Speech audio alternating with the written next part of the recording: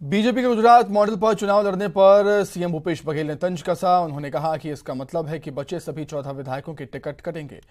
पूर्व सीएम रमन सिंह और बृजमोहन अग्रवाल का भी टिकट कटने वाला है। मुझे चिंता दोनों की है, क्या उन्हें भी टिकट नहीं मिलेगा? सीएम भूपेश बघेल के बयान पर बीजेपी ने पलटवार किया है। पूर्व मंत्री राजेश मूणत ने कहा कि सीएम भूपेश बघेल अपनी चिंता करें, कांग्रेस पार्टी के भीतर फूट है।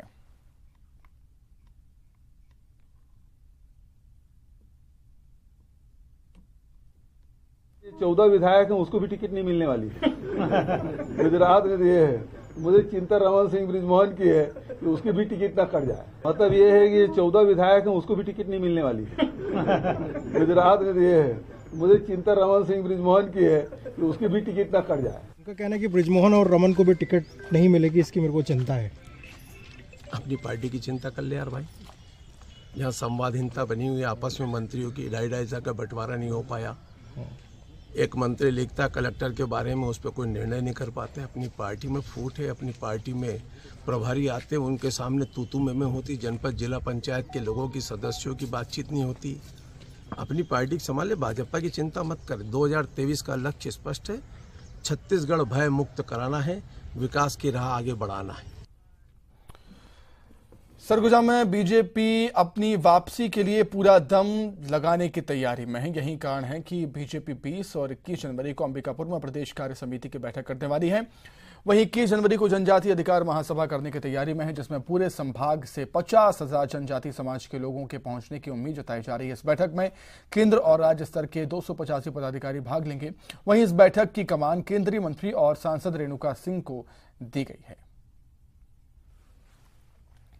सरगुजा भारतीय जनता पार्टी के लिए बहुत बड़ा सौभाग्य है कि राष्ट्रीय नेतृत्व ने, प्रदेश नेतृत्व ने अंबिकापुर को प्रदेश कार्य समिति करने का सौभाग्य दिया है। 20 और 21 जनवरी को 2 दिन तक प्रदेश कार्य समिति की बैठक होगी और बैठक के बाद 21 जनवरी को जनजातीय अधिकार महासभा के रूप में एक बहुत बड़ा सम्मेलन अंबिकापुर की धरती में हो रहा है। और इस प्रदेश कार्य समिति के माध्यम से हम 2023 में जो विधानसभा चुनाव होने वाला है उसका रोड मैप बनाएंगे और यहीं से छत्तीसगढ़ को जीतने की आगाज भी।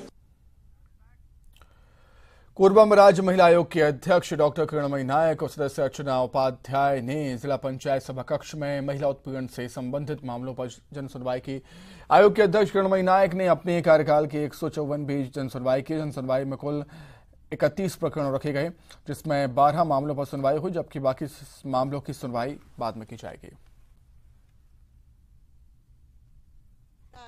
जिसका पति से विवाद है और 3 महीने की प्रेगनेंसी है, वो कहती है मुझे गर्भपात की अनुमति दीजिए।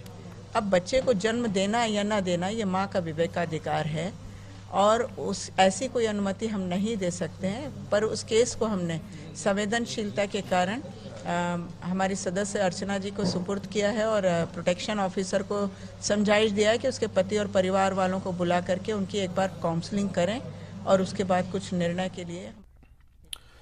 बिलासपुर में ट्रेनों में महिलाओं को सुरक्षित यात्रा का एहसास कराने के लिए रेलवे ने एक नई और खास पहल की है। रेलवे ने इसके लिए मेरी सहेली योजना की शुरुआत की और इसके जरिए अकेली महिला यात्रियों की यात्रा की पूरी जानकारी गाड़ी के शुरुआती स्टेशन से ही आगामी स्टेशनों में रेलवे सुरक्षा बल की जाबाज महिला बल मेरी सहेली की टीम के पास होगी।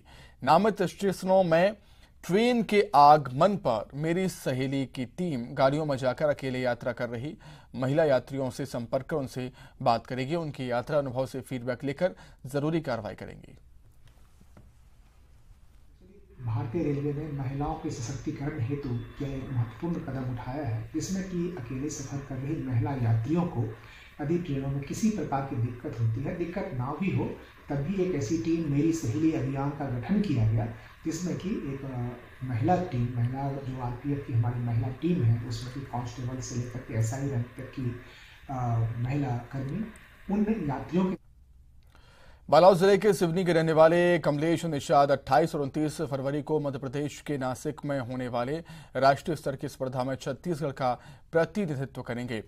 कमलेश रायपुर में हुए पैरा स्पोर्ट एथलेटिक स्पर्धा में 3 गोल्ड मेडल जीत चुके हैं। रायपुर के कोटा स्टेडियम में 15 और 16 दिसंबर को पैरा स्पोर्ट्स एथलेटिक स्पर्धा का आयोजन हुआ। मैं लंबी कूद में, गोला फेंक में और 100 मीटर दौड़ में तीनों में गोल्ड मेडल हासिल किया हूँ पूरा प्रदेश स्तर में।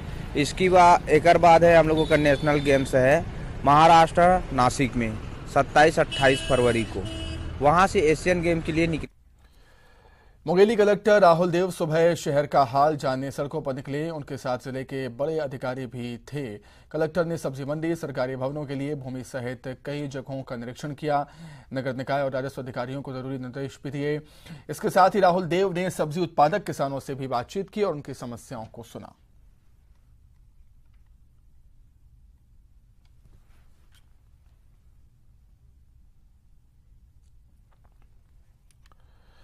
इसी के साथ ही फिलहाल इस बुलेटिन में इतना ही। खबरें लगातार जारी है। नमस्कार।